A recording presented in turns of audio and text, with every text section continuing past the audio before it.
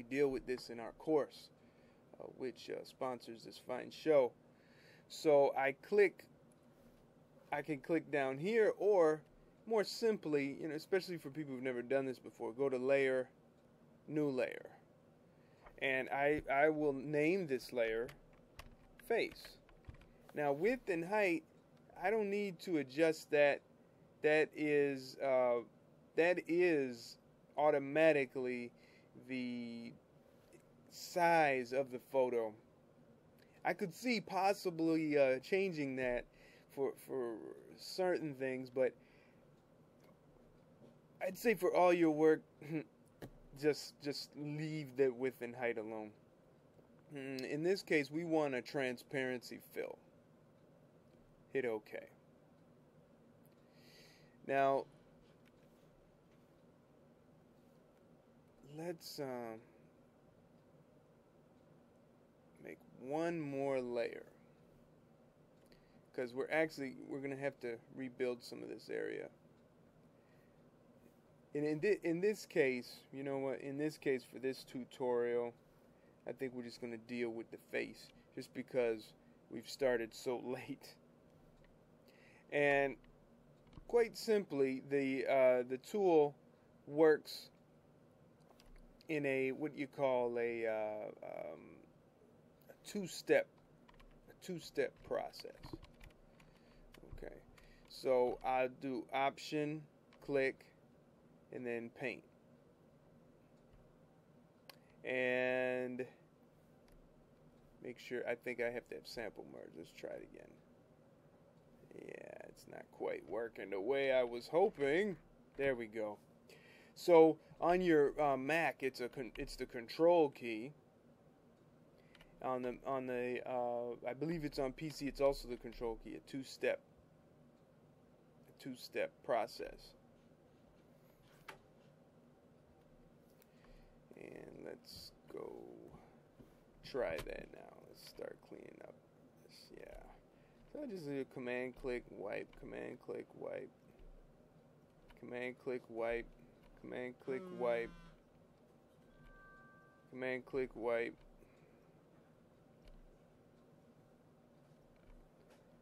Wipe, wipe. Alright. Now, we could conceivably zoom in a little closer. View. Let's zoom in a little bit closer, just to be able to see it better.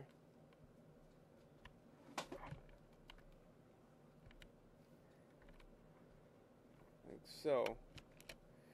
And next, we could try getting a little closer with to the face, to try to use the clone stamp on the face. And I'm going to show you why it's not really something I'm excited about. Let's make the size of that brush a little smaller.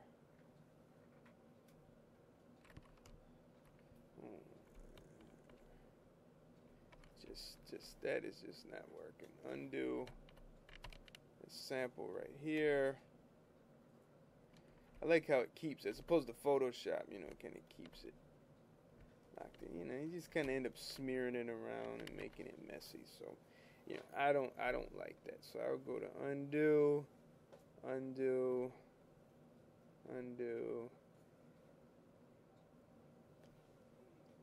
And Photoshop has a what you call a history palette.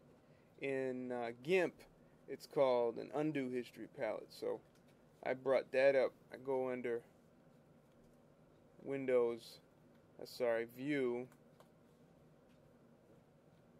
Windows, Dockable Dialogues, and Undo History.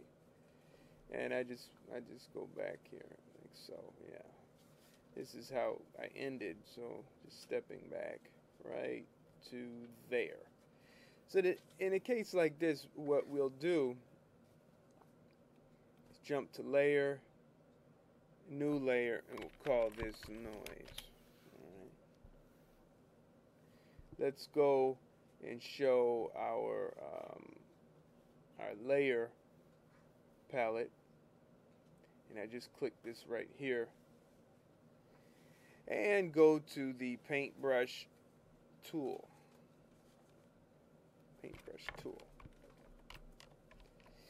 And this is a nice fuzzy brush. So what we'll end up doing is just go paint right over this line.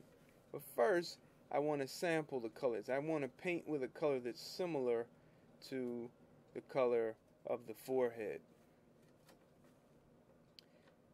Jump over here to what's called the color picker tool. It looks like an eyedropper.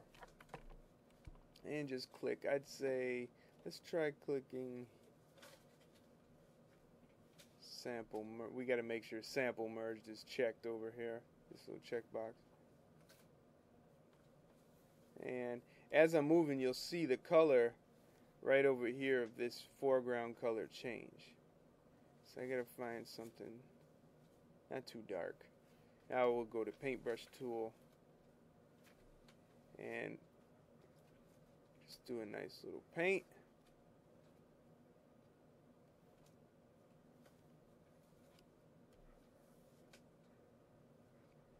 Like so. Let's see right here.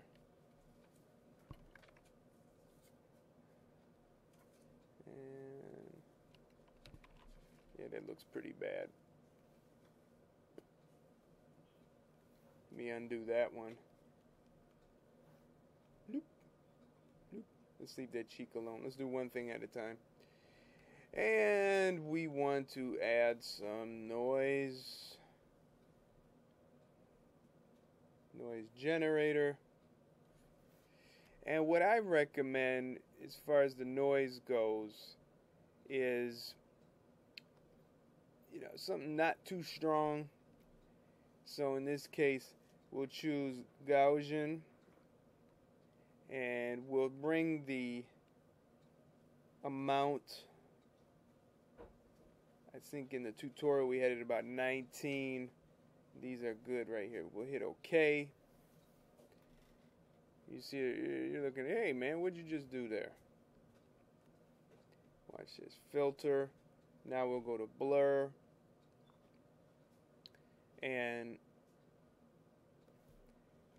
it reduced it a little bit. Now if you want a little more control, filter, blur, do the Gaussian blur, bring that window down, and